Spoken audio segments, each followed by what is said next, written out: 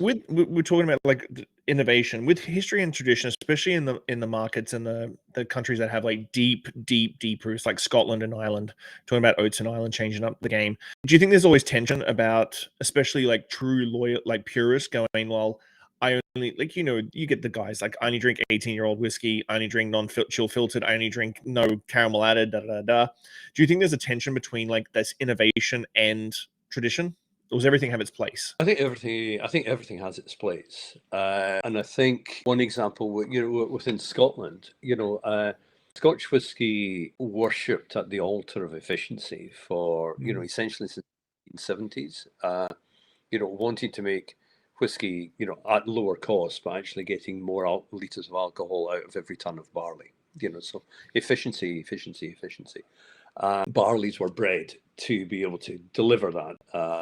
Various parts of the process were created to be able to, produce more liters of alcohol. The result of that, and I would say, especially from the barley side of things, and the lack of interesting yeasts being used, efficient yeast, but not yeast that give flavour, is that there's been a thinning of the flavour delivery in Scotch.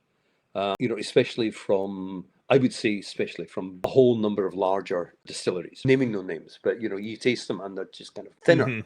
They're good, but they're thin. But at the same time, you've got to bear in mind that Diageo, for example, have to make enough juice to make 20 million cases of Johnny Walker. So there's, and obviously, if you're in that area, you have to have an efficient production scheme. You have to have it.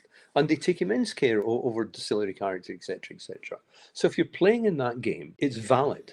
I think what has happened in whiskey, and again, speaking specifically about Scotch here, is that there is now another alternative to that pathway, because the new distilleries which are starting up, and a lot of older established distilleries, are kind of moving away from being wholly dependent on the fillings trade, making whiskey to the specification of the blender to go into whatever blend it was going into, and are making single malt. And because they're making single malt, they also then have to cut through 149 other single malts on the market.